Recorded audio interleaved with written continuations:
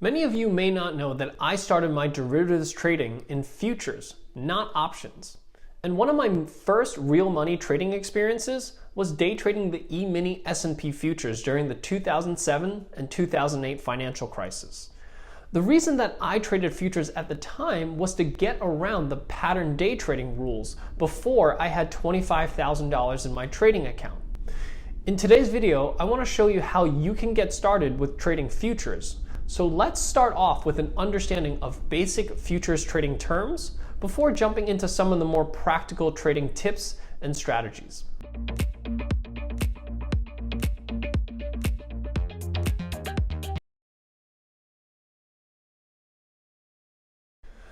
Let's kick off with defining some of the key terms of futures trading.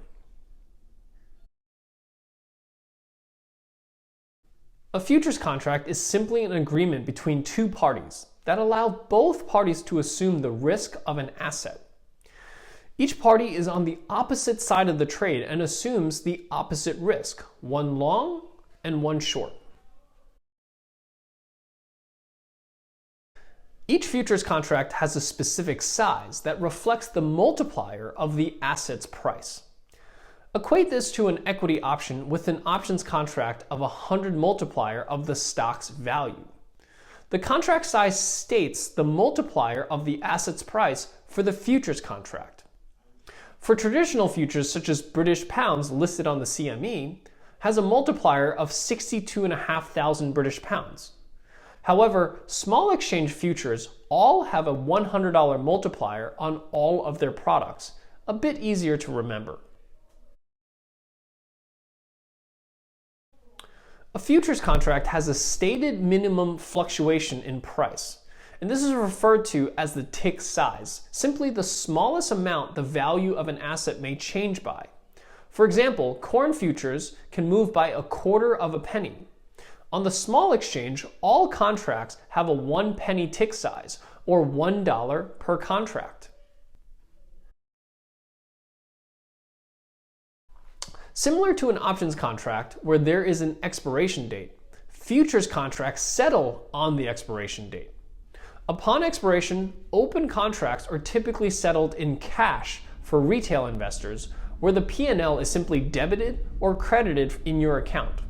Futures contracts listed on the small exchange all expire on the third Friday of each month, just like the monthly equity options. While a futures contract will control a contract size that is sometimes sizable, as an investor, you do not need to have the capital of the full value to open the trade. Only the margin requirement is necessary to initiate the trade. However, it's important to understand that you will still assume the risk of the full contract size, and this leverage that's provided to you with the margin is important to understand before trading futures, which can significantly increase both your risks and rewards. Now, let's move into some practical tips and strategies for trading a futures contract and use a real example to explain some of the concepts that we covered today. One of the most flexible aspects of a futures contract is the ability to easily take a long or short position in the contract. There are no additional capital requirements or limitations on shorting an asset using a futures contract. This gives retail investors a true equal ability to take a long or short position in an asset such as an equity index, a currency, a commodity, or an interest rate. This is sometimes difficult, expensive, or simply impossible to achieve for many investors using equity-based products such as ETFs or options. And lastly, futures contracts are not subject to pattern day trading rules. This allows investors with accounts under $25,000 to day trade futures contracts without any restrictions.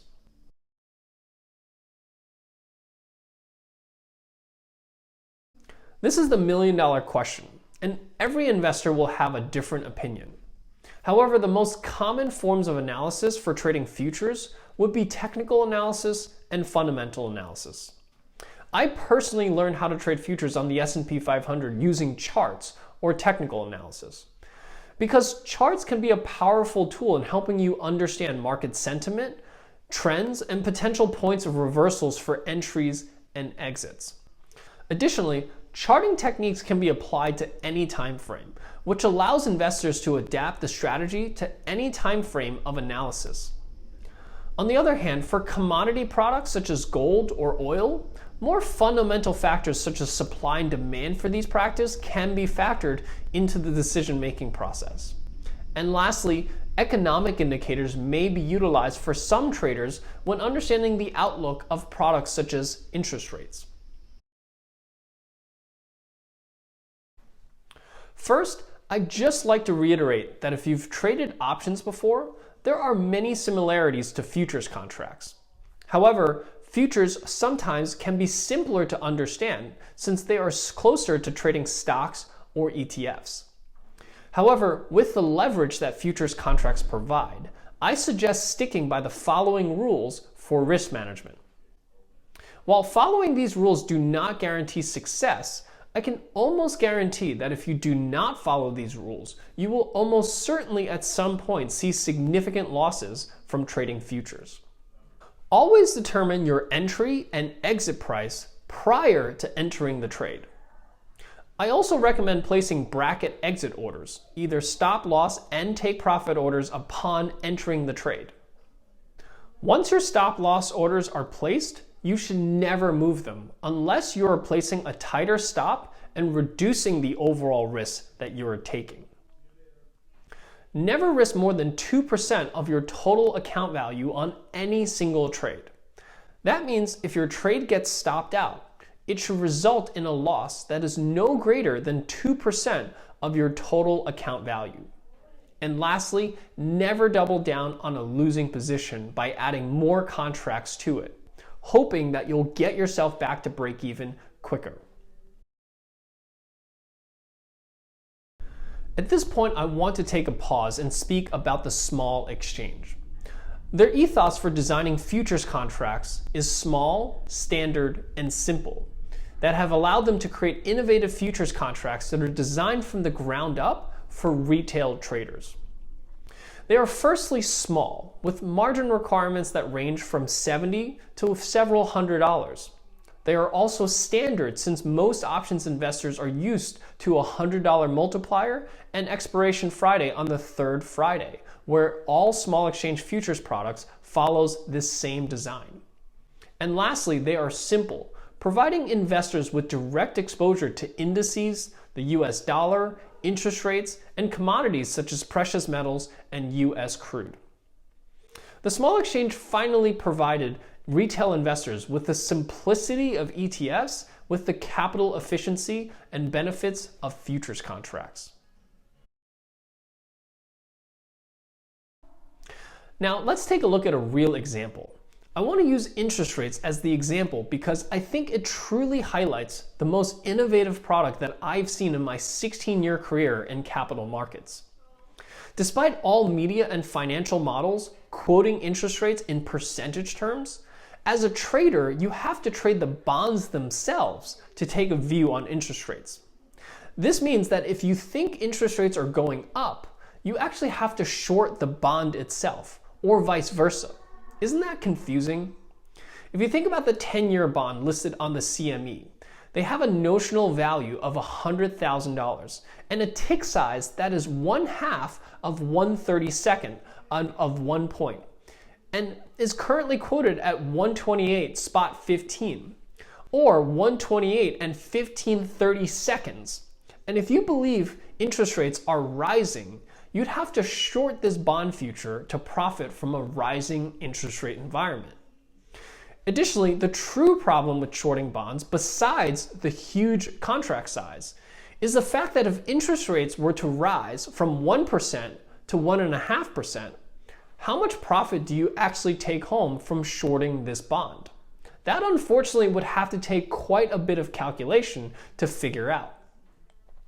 The small exchange, on the other hand, have produced a much simpler and eloquent solution, listing futures contracts based on the interest rates themselves. There are 2-year, 10-year, and 30-year Treasury yield futures that allow you to trade the interest rates themselves. For example, at the time of this video, the 10-year yield is currently at 1.75%. If I believe the 10-year yield will rise to 2%, I can buy the SY10 futures contract quoted at $17.50. Each contract will represent a $100 multiplier, so it's similar to buying 100 shares of an ETF priced at $17.50. And if the 10-year interest rate rises to 2%, the futures contract would be priced at exactly $20. This would allow you to easily calculate a profit potential of $250 for each contract that you've purchased.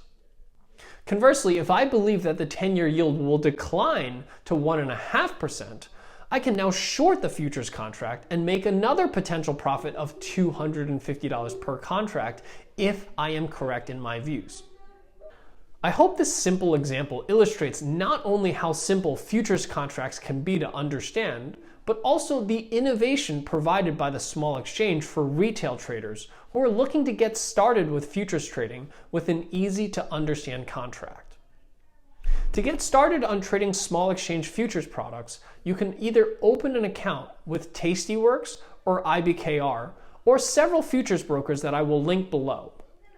But make sure that you enable your futures account when you open your Tasty or IBKR account, which I will include some instructions in the description below. I really hope that this video provides you with a brief introduction as to how to get started with futures trading, and please let me know what your experience has been with trading futures in the comment section below. I'm also hosting monthly education on futures trading in 2022, and I look forward to seeing you at the next event. Please register using this link on your screen. And I just want to say a huge thank you for watching this video, and please hit subscribe and make sure you click on the notification bell to get a notification of the next video in this series. And with that, I hope that you have a great trading day.